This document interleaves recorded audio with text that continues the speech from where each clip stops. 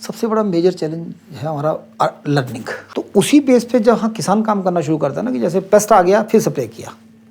अब आपके जितने भी डिकॉक्शंस हैं, घोल हैं, वो रिपेलेंट्स हैं, एंटीफिडेंट्स हैं, वो कीड़े को आने से रोकेंगे, उसको खाने नहीं देंगे। जब कोई नेचुरल फार्मिंग स्टार्ट करता है तो उसको कौन कौन से मेजर चैलेंजेस आते हैं? सबसे बड़ा मेजर चैलेंज है हमारा लर्निंग। हमारा जो केमिकल बेस्ड सिस्टम है वो प्रबंधन का नहीं है, मैनेजमेंट का नहीं है, कंट्रोल का है। प्रबंधन है उसमें, जैसे इंटीग्रेटेड पेस्ट मैनेजमेंट है, इंटीग्रेटेड न्यूट्रिएंट मैनेजमेंट है, बट वो हमने ना कभी देखा था ना सुना था, पढ़ा था, इंटीग्रेशन था ही नहीं। तो उसी बेस पे जहाँ किसान काम करना शुरू करता है ना कि जैसे पेस्ट आ गया फिर स्प्रे किया। अब आपके जितने भी डिकॉक्शंस हैं, घोल हैं, वो रिपेलेंट्स हैं, एंटीफिडेंट्स हैं, वो कीड़े को आने से रोकेंगे, उसको खाने नहीं देंगे, but they will not kill them. तो based on the past experience हमें उनको प्रोफाइलेक्टिक जाना पड़ेगा कि लास्ट ईयर मुझे पता है कि प्रीमेच्योर लीफ फॉल आ गया तो मुझे मई से छिड़काव बीमारी से पहले शुरू करना पड़ेगा। एक चीज़।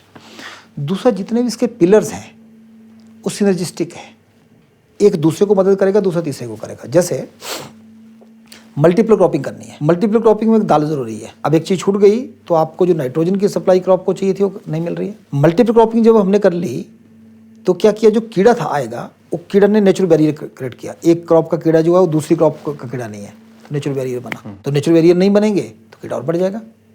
फिर इसमें एक वापसा लाइन निकालते हैं हम, 3, 3.5, 4 फीट के बाद चैनल्स निकालनी है। उसका मतलब है कि जब एयर का इनफ्लो अंदर जाए रूट्स में और रूट्स पे एयर बाहर आए, तो जब एयर जाएगी तो आपका डिजीज नहीं आएगी। तो वो साथ नहीं करेंगे तो वो फैक्टर आपका कमजोर रह जाएगा। फिर दशपर्णी अर्क बनेगा, जैसे 40 दिन लेगा, अब उस दिन लगेंगे बनाने तो फिर फायदा नहीं है। दाल कब लगानी है, ताकि एक्चुअल स्टेज में जहाँ यूरिया चाहिए उसको नाइट्रोजन चाहिए, उस स्टेज तक वो दाल के रूट्स स्प्रेड होगी कि नहीं होगी। फिर आपका नॉर्मल स्पेसिंग है, हम पैकेज ऑफ प्रैक्टिस से पढ़ते हैं, लाइन टू लाइन कितना लगाना, प्लांट टू प्लांट कितना लगाना।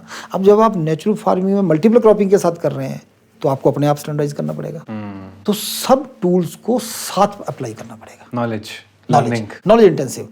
फिर नेक्स्ट ईयर वो अपनी नॉलेज के साथ आएगा कि सर मैंने ऐसा नहीं ऐसा किया। आपने डिकॉक्शन में कहा कि 10 पत्तों को मिलाइए, 10 किस्म के पौधों को। 4 साल बाद आपके पास आएगा कि नहीं, मैं 2 का मिला रहा हूँ, मेरा काम चल रहा है। तो this is knowledge intensive. So learning continue, इसलिए टाइम देना पड़ेगा खेत पे। The Himachali podcast.